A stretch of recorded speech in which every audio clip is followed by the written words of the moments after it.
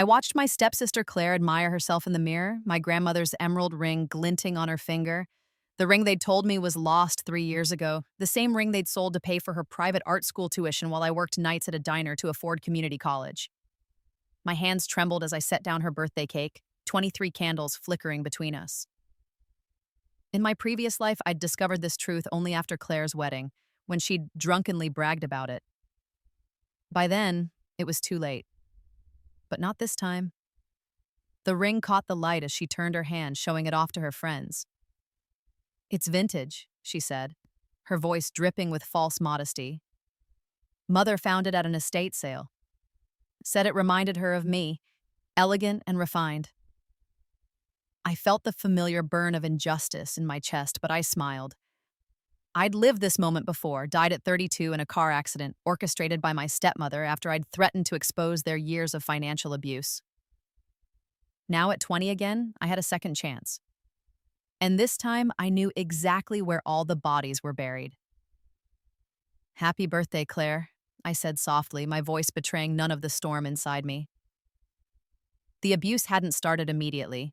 When my father married Patricia 6 years ago, 7 in my previous timeline, I'd been 14 and desperate for a mother figure. Mine had died when I was 8, and I'd spent 6 years in a lonely house with the father who worked constantly and barely noticed me. Patricia had seemed warm at first, and Claire, then 17, had played the role of loving older sister with Oscar-worthy conviction. The shift came gradually. Patricia would forget to buy groceries for me while stocking Claire's favorite foods. My father's credit card was available for Claire's shopping trips, but maxed out when I needed school supplies. By 16, I was working part-time at a grocery store, told it would build character, while Claire received a generous allowance for doing nothing. My grandmother's ring had been the last piece of my mother I had left. Grandmother Rose had given it to my mother on her wedding day, and my mother had held my hand on her deathbed, pressing it into my palm. "This stays in our bloodline," she'd whispered, her voice weak. "Promise me, Elena. This ring represents 3 generations of strong women who survived everything. One day, you'll pass it to your daughter." I'd worn it on a chain around my neck, too afraid it would slip off my finger. It was a stunning piece, an emerald the color of deep forest surrounded by small diamonds in an intricate Victorian setting. I later learned it was worth over $50,000, though its sentimental value was priceless. I was 17 when it disappeared. I'd come home from school to find my room ransacked, drawers open, clothes scattered. Patricia stood in my doorway with crocodile tears streaming down her face. "I'm so sorry, sweetheart. We've been robbed. They took some of my jewelry, too." The police report was filed. The investigation went nowhere. I was devastated, but Patricia and Claire comforted me with empty words while my father, absorbed in a major work project, barely acknowledged my loss. In my previous life, I'd believed them for years. But that wasn't the worst of it. The pattern of abuse escalated. Every academic achievement I earned was downplayed while Claire's mediocre efforts were celebrated. When I won a full scholarship to a prestigious university, Patricia convinced my father I was too young to move away, that I should attend community college locally for a year first. I acquiesced, desperate for approval. By the time that year ended, Patricia had convinced him the scholarship had been lost and that he couldn't afford to send me away. Claire, meanwhile, attended an expensive private art school on the other side of the country, $50,000 a year paid in full by my father. I worked 3 jobs through community college, sleeping 4 hours a night. I watched as Claire partied her way through art school, posting pictures of her extravagant lifestyle on social media while I wore secondhand clothes and survived on ramen noodles. My father never questioned the disparity. Patricia had become his entire world, and she'd carefully constructed a narrative where I was the difficult, ungrateful daughter, while Claire was the delicate angel who needed protection and support. The financial abuse was only part of it. Patricia had a gift for psychological warfare. She'd invite me to family dinners, then seat me at a separate table. She'd plan elaborate vacations and forget to book a ticket for me. She'd give Claire my childhood photographs for art projects, saying I wouldn't mind. She'd tell my father I was rude to her, twisting my words until he started viewing me with suspicion. By the time I was 22 in my previous life, I'd graduated from community college and was working toward my bachelor's degree at night while working full-time as an administrative assistant. Claire had failed out of art school but immediately enrolled in a different expensive program, this time for fashion design. When I'd asked my father if he could help with even a small portion of my tuition, Patricia had exploded, accusing me of being jealous and entitled. The discovery about the ring came years later at Claire's wedding. I'd been invited only because my father insisted over Patricia's objections. I'd saved for months to buy an appropriate dress and gift. At the reception, drunk on expensive champagne, Claire pulled me aside. "You know what I love most about David?" she'd slurred, referring to her wealthy new husband. "He doesn't care about my past, doesn't care that I maxed out Daddy's credit cards, doesn't care that Mother had to sell some old ring of yours to pay for my tuition that one year." She'd laughed, cruel and careless. "God, you should have seen your face when Mother said it was stolen. You actually believed her." The world had tilted. I'd confronted Patricia and my father that night. My father had been shocked, genuinely shocked, but Patricia was skilled at manipulation. By the end of the evening, she'd convinced him I was lying, that Claire was drunk and confused, that I was trying to ruin the wedding out of jealousy. He'd chosen Patricia's version of events, as he always did. I'd left that wedding determined to gather evidence, to expose them all. For 3 years, I'd collected bank statements, emails, receipts. I'd built an airtight case of financial elder abuse and fraud. My father was wealthy, and Patricia had been systematically draining his accounts while excluding me from what should have been my inheritance. Then, at 32, I'd arranged a meeting with my father to show him everything. Patricia found out. The car accident was ruled a tragedy, brake failure on a mountain road. But in the seconds before I died, I'd seen Patricia's satisfied smile in my memory and known the truth. When I'd opened my eyes to find myself 20 years old again, lying in my childhood bedroom, I'd wept with relief and rage. I had a second chance. And I would not waste it. The moment I realized I'd been reborn, I'd taken stock of my advantages. I had 12 years of memories, 12 years of knowledge about what they would do, what they'd already done. I knew which bank accounts they'd hidden money in. I knew about the offshore account Patricia had set up. I knew about the affair my father would discover Patricia having in 5 years. I knew about Claire's drug problem that would start in 2 years. I knew about the business deal that would make my father a fortune in 3 years, and the one that would nearly bankrupt him in 7 if he wasn't warned. Most importantly, I knew exactly when and how they'd stolen from me. I was 20 years old again, 4 months before my grandmother's ring would disappear. This time, I would be ready.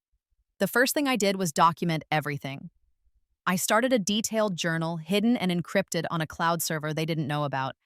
Every slight, every instance of favoritism, every lie, I recorded it all with dates and times. I set up a hidden camera in my room. I backed up every text message, every email. Next, I secured the ring. I had it appraised and photographed professionally, claiming I was getting insurance. I got a safety deposit box at a bank across town using money I'd saved from my job. I wore a fake emerald on my chain, a convincing replica I'd ordered online. The real ring stayed secure. Then I waited. 3 weeks later, I came home to find my room ransacked, exactly as I'd remembered. Patricia stood in my doorway with her rehearsed tears. "I'm so sorry, sweetheart. We've been robbed." I played my part, letting myself cry, but this time, the camera had caught everything. I watched the footage that night. Patricia entering my room, searching methodically through my things, her face twisted with frustration when she couldn't find the ring. She'd scattered my belongings to make it look like a robbery, then composed herself before discovering the break-in. I filed a police report as expected, but I also made a copy of the video footage and stored it securely. Evidence. Always evidence. Over the next few months, I watched and waited. Patricia became increasingly agitated, her questions about the ring more pointed. "Weren't you wearing it that day? Are you sure it was here? Did you maybe sell it yourself?" I played confused and devastated, exactly as she wanted. Meanwhile, I tracked their finances. I'd hacked into Patricia's laptop, a skill I'd learned in my previous life, and installed monitoring software. I watched as she searched online for antique emerald ring, Victorian jewelry buyers, how to sell jewelry anonymously. She never found a buyer because she never found the ring. Her frustration was delicious. But I wasn't just defensive in this new timeline. I was strategic. I knew my father's business inside and out now. In my previous life, I'd been too hurt and angry to pay attention. But I'd overheard enough conversations, seen enough documents. This time, I paid attention. When his assistant quit unexpectedly, I'd arranged that a better job offer I'd learned about through my previous life's connections. I suggested I could help part-time. My father, desperate and seeing me as free labor, agreed. Suddenly, I had access to everything. I started subtly. I'd accidentally leave documents where he'd see them, documents that raised questions about Patricia's spending. I'd mention casually that I'd seen Claire at expensive restaurants when she claimed to be studying at the library. I planted seeds of doubt carefully and strategically. I also started building my own future. I knew which stocks would soar. I knew which crypto investments would pay off. I'd studied them obsessively in my previous life's final years. With the small amount of money I had, I started investing. Carefully, secretly, building a nest egg that would eventually eclipse anything my father could give me. Most importantly, I waited for Claire's birthday, the moment I'd seen her wearing my ring in my previous life. Now, watching Claire admire herself in the mirror, my grandmother's ring on her finger, I felt a savage satisfaction. She'd taken the bait. "That's beautiful," one of her friends cooed. "Where did you say your mother found it?" "An estate sale," Claire said smoothly. "Isn't it perfect?" I took out my phone, pretending to take pictures of the birthday celebration. I made sure to capture clear shots of Claire's hand, the ring prominent in every frame. Evidence. Always evidence. The party continued. I played the dutiful stepsister, serving cake, smiling for photos. Patricia watched me with suspicious eyes, but I gave her nothing. I'd learned to school my expressions. That night, I waited until everyone was asleep. Then I retrieved my documents from the safety deposit box. The appraisal, the photographs, my mother's will explicitly leaving me the ring, my grandmother's documentation of the ring's history. I compiled everything into a detailed file. But I didn't act immediately. That was the old Elena's mistake. Acting on emotion without leverage. This time, I would wait for the perfect moment. That moment came 2 weeks later when Patricia announced a family dinner. "We have exciting news," she said, her smile sharp. "We're planning to sell the house and move to somewhere smaller. Your father's thinking of retirement." I felt my stomach drop, just as I had in my previous life. The house was my last connection to my mother. She'd chosen every detail, from the garden she'd planted to the window seat where she'd read to me. But more than that, selling the house meant Patricia would pocket half the proceeds while I got nothing. I'd seen it happen before. "What about Elena's room?" my father asked. "Where will she live?" Patricia's smile was saccharine. "Elena's 20. She should be independent by now. This is actually a great opportunity for her to find her own place." Claire nodded enthusiastically. Right? I mean, I moved out at 18. It's time." Claire had moved out to an expensive apartment my father paid for. I would be expected to find my own place with no support. My father looked uncomfortable but said nothing. He never did. This was it. This was my moment. "Actually," I said calmly, "before we discuss major financial decisions, there's something I need to address." I pulled out my phone and brought up the photos from Claire's birthday. "Claire, that ring you're wearing, where did you really get it?" Claire's face paled slightly. "But I told you, Mother found it at an estate sale." "Right," I smiled. "That's interesting because this ring belonged to my grandmother. My mother inherited it. My mother gave it to me on her deathbed. I have documentation, her will, the appraisal, photographs spanning 3 generations. And it went missing from my room 3 months ago in a staged robbery." The room went silent. Patricia recovered first. "Elena, sweetie, you're confused. Your ring was stolen. This is a different ring that happens to look similar." "No." I pulled up a detailed photograph on my phone. "See this small imperfection in the emerald? Right here, shaped like a tiny leaf? It's visible in my professional appraisal photos. And it's visible in these photos of Claire wearing it. It's the same ring, which means the robbery was fake, and you stole from me." My father's face had gone white. "Patricia, what is she talking about?" "She's delusional." Patricia's voice rose. She's been jealous of Claire for years. I have video footage. I said it quietly, but the words landed like a bomb. I had a security camera installed after some of my things went missing. I have video of Patricia entering my room, searching through my belongings, and staging the robbery scene. I've had it for 3 months. I've been waiting. I turned to my father. I also have access to your financial records, records that show Patricia sold an antique emerald ring to a private jewelry buyer for $52,000, records that show that money going into an account in her name only, records that show that same amount being paid as a tuition installment for Claire's art school. I pulled out a folder and slid it across the table. It's all in here, the video footage, the financial records, the documentation, proving the ring is mine and the proof it was sold. I also have documentation of every other instance of financial abuse over the past 6 years. The credit cards in your name that only Patricia and Claire use, the offshore account, the borrowed money from your business account, the systematic exclusion of me from anything that should be family expenses, all of it. My father opened the folder with shaking hands. As he read, his face transformed from confusion to shock to rage. I didn't want to believe it, I continued. Even after I found the evidence, I wanted to believe there was some explanation. That's why I waited. I wanted to see if Patricia would come clean, if Claire would feel guilty. But at the birthday party, Claire wore my ring proudly, and neither of you blinked. You were both so confident you'd gotten away with it. Claire had started crying. Daddy, I didn't know it was hers, I swear. You told me it was from an estate sale, my father said coldly. Look me in the eye and tell me you didn't know. Claire couldn't meet his gaze. Patricia tried a different tactic. This is ridiculous. So what if we sold an old ring? You have plenty of money. It wasn't your ring to sell. My father's voice was thunder. It was a family heirloom, willed specifically to Elena. You committed theft and fraud, and you used my money to cover it up. He kept reading, his face growing darker.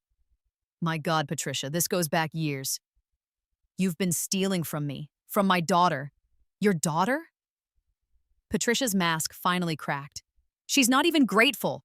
We gave her a home, a family. You gave her scraps while you lavished my money on Claire. My father stood, the folder clutched in his hand. Do you have any idea what you've done? This isn't just morally reprehensible. This is criminal. This is theft, fraud, financial abuse. You can't prove any of that. Patricia was on her feet now, too. Elena probably faked those records. I can provide the original video files with metadata, I said calmly. I can provide bank statements directly from the banks. I can provide testimony from witnesses. I've been very thorough. I've also consulted with a lawyer who confirms that this constitutes multiple felonies. My father looked at me, really looked at me for the first time in years. Why didn't you come to me immediately? Would you have believed me? I asked simply. Patricia has spent 6 years convincing you I'm jealous, ungrateful, and difficult. If I'd come to you without ironclad proof, she would have convinced you I was lying. You would have chosen her, like you always do. The truth of that hung in the air. He couldn't deny it. So I waited. I gathered evidence. I made sure that when I spoke, I had proof of everything, and I wanted to see how far you would go. Would you confess? Would you feel remorse? Or would you continue to steal from me, lie to my father, and congratulate yourselves on getting away with it? I looked at Patricia and Claire. You chose the latter. My father sat down heavily. What do you want, Elena?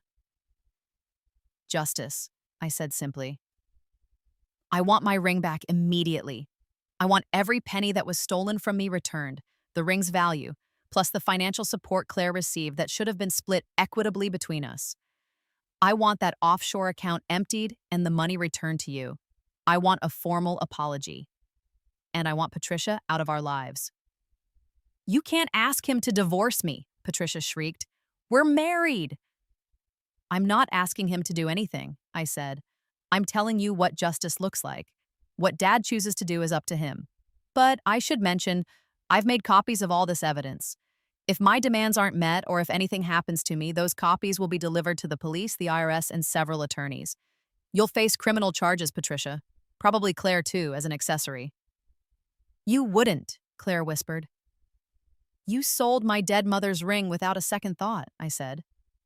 You wore it to your birthday party like a trophy.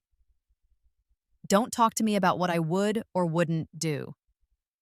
My father was still processing, but I could see the calculation in his eyes. He was a businessman. He understood leverage, consequences, proof. Patricia, give Elena the ring, now. But now, Claire, sobbing, twisted the ring off her finger and threw it at me. I caught it calmly, holding it up to the light. The emerald gleamed, and I felt my mother's presence for the first time in years. I'll need to verify it's the real one, I said. I'll have it appraised tomorrow. If it's genuine, that's one demand met.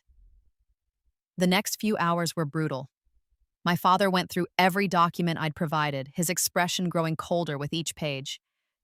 Patricia alternated between tears, rage, and threats. Claire remained silent, her social media perfect life crumbling around her. Finally, my father spoke. Patricia, pack your things. I want you out of this house by tomorrow. You can't be serious. I'm completely serious. You stole from my daughter. You've been embezzling from me for years. You've poisoned this family with your lies. Elena is right. You're looking at criminal charges if this goes public. The only reason I'm not calling the police right now is that it would be complicated and messy, and Elena deserves peace after what you've put her through. He turned to Claire. You too. I'll continue paying for your current semester since it's already paid, but after that, you're on your own. If you knew about the ring, and I think you did, you're as guilty as your mother. Daddy, please. Claire reached for him, but he stepped back. Don't. I have one daughter. Her name is Elena. She's the one who earned scholarships and worked 3 jobs while you partied your way through school on my dime. She's the one who never asked me for anything, and she's the one you both treated like garbage. His voice broke. How did I not see it? Because she manipulated you, I said quietly. It's what she does. She's very good at it. Patricia's face twisted with hatred. You think you've won? You self-righteous little— I have won, I said simply. You have no power here anymore. The evidence exists. You leave quietly and stay out of our lives, or you go to prison. Those are your options. She opened her mouth, but my father cut her off. Elena's being more generous than you deserve. Take the deal. The next few weeks were a whirlwind. Patricia and Claire moved out, their departure marked by bitter arguments and threats that went nowhere. My father hired lawyers to begin divorce proceedings and to audit his finances, discovering even more theft than I'd documented. The offshore account alone contained over $200,000 that should have been his. He wanted to press charges, but I convinced him not to. Let them go, I said. They're out of our lives. That's enough. But I made sure Patricia signed a confession and an agreement to repay everything she'd stolen, with her parents' house as collateral. She'd have to sell it to make me whole. The irony was perfect. She'd tried to force me out of my home, and now she was losing hers. Claire was cut off completely. Within months, without my father's money, her lifestyle collapsed.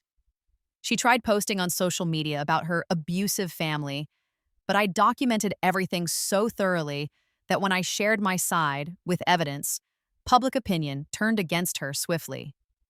Her carefully curated online persona revealed as the fraud it was. My father and I began rebuilding our relationship, though it was painful. How did I miss this? He asked one night. We were in his study going through old photo albums. How did I not see what she was doing to you? She was careful, I said. She never did it in front of you, and when I tried to tell you, she'd already laid groundwork. That made me look like the problem. I should have listened better. I should have protected you. He looked at me with tears in his eyes. Your mother would be so disappointed in me. Mom would want us to move forward, I said. We can't change the past, but we can build a better future. And we did. With Patricia gone, the house felt lighter. I helped my father streamline his business using my foreknowledge to steer him away from bad deals and toward profitable ones. He insisted on paying me a proper salary and on setting up a trust fund that would one day be mine, explicitly protected from anyone he might marry in the future. I won't make that mistake again, he promised. I also continued my investments. My crypto portfolio grew exponentially. I invested in startups I knew would succeed. Within a year, I had enough money to be independent, but I stayed with my father. We both needed the family connection we'd been denied for so long. The ring went back on its chain around my neck where it belonged. I wore it every day, a reminder of my mother, my grandmother, and my own strength. 5 years passed. They were the best years of my life. I finished my degree, a real degree from a prestigious university, paid for by the trust fund my father had established. I graduated summa cum laude and was recruited by a top tech firm, though I didn't need the job financially. My investments had made me wealthy in my own right. My father remarried, this time to a kind woman named Sarah who worked as a teacher and had no interest in his money. She treated me like a daughter, and I grew to love her genuinely. They were happy together, and watching my father laugh again healed something broken inside me. As for Patricia and Claire, their lives went exactly as they deserved. Patricia lost everything in the divorce and the repayment settlement. Her parents' home was sold. She moved into a small apartment and took a job as a receptionist, her grand lifestyle a distant memory. She tried to paint herself as the victim on social media, but I'd been careful to leak just enough evidence to make her look like the villain she was. She'd become a cautionary tale. Claire's fall was even more dramatic. Cut off from family money, she tried to make it as an influencer, but her content was vapid, and her audience saw through her quickly. She burned through the small amount of money she'd saved and ended up moving back in with Patricia in that cramped apartment. Last I heard, she was working retail and still posting filtered selfies, desperately clinging to her delusions of grandeur. Neither of them tried to contact us. The legal agreements my father's lawyers had drawn up made it clear that any violation of their distance would result in criminal prosecution.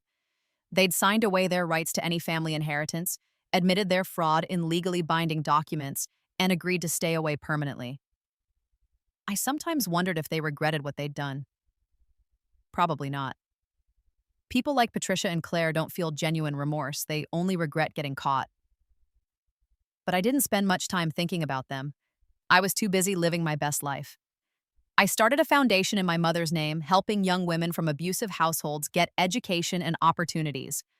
I used my money and my story, carefully told, to make a difference. I gave speeches at colleges about financial abuse and how to document it, how to protect yourself, how to escape.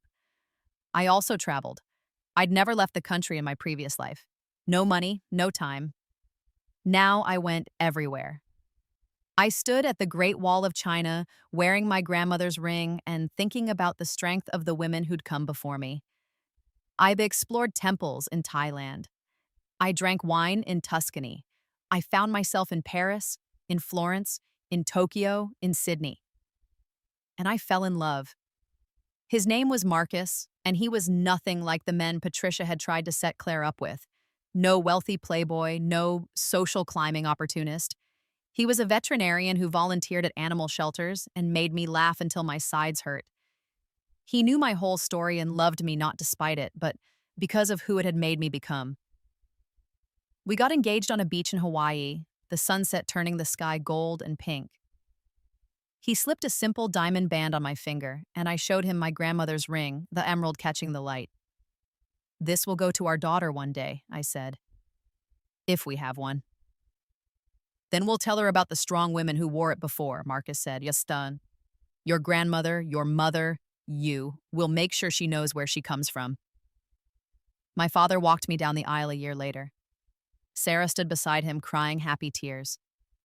The wedding was exactly what I wanted, elegant but not ostentatious, filled with people who genuinely loved me. My employees from the foundation came, my college friends, Marcus's huge extended family who had welcomed me with open arms. Patricia and Claire were not invited, though I knew they'd see the pictures online. I hoped they did. I hoped they saw me in my custom wedding dress, my grandmother's ring on one hand and my engagement ring on the other, radiating happiness. I hoped it burned. During the reception, my father gave a toast. "To my daughter, Elena," he said, his voice thick with emotion. "The strongest person I know. She survived years of abuse with grace and dignity. She fought for justice with intelligence and courage. She built an amazing life through her own hard work and talent. I'm so proud of who she's become, and I'm so sorry for the years I failed to see what was happening. Elena, you deserved better, but you gave yourself better. You saved yourself, and I'm honored to be part of your story. The room erupted in applause. I hugged my father, tears streaming down my face. Thank you, I whispered, for finally seeing me. I always see you now, he promised, and I always will. That night, after the reception ended and Marcus and I retired to our honeymoon suite, I stood on the balcony looking at the stars. I touched my grandmother's ring, feeling its familiar weight. In my previous life, I'd died broken and defeated, my family's crimes unexposed, their victory complete. But Rebirth had given me a second chance, and I'd seized it with both hands. I'd been strategic, patient, methodical. I'd gathered evidence instead of acting on emotion. I'd waited for the perfect moment to strike, and when I did, my victory had been absolute. Patricia and Claire had taken everything from me once. They'd stolen my inheritance, my family, my happiness. They'd killed me to keep their secrets. But I'd come back. I'd reclaimed everything they'd taken and built a life beyond anything they could imagine. I had wealth they would never touch, love they would never feel, respect they would never earn, and peace they would never know. They'd sold my grandmother's ring for Claire's tuition, thinking they'd won. They didn't know I'd been reborn with memories of their crimes. They didn't know I'd been waiting, planning, preparing to take back everything that was mine. After Rebirth, I never wore jewelry for them. I wore it for myself, for my mother, for my grandmother, for all the strong women who'd come before me, and all the strong women who would come after. I wore it as proof that I'd survived, that I'd won, that justice had prevailed. And as I stood on that balcony on my wedding night, my husband's sleeping peacefully inside, my future stretching bright and beautiful before me, I smiled. Revenge, served with patience and precision, was the sweetest victory of all. The ring glinted in the moonlight, emerald fire eternal and unbroken, just like me. Epilogue, 10 years later. I sit in my home office, my daughter Sophia playing at my feet.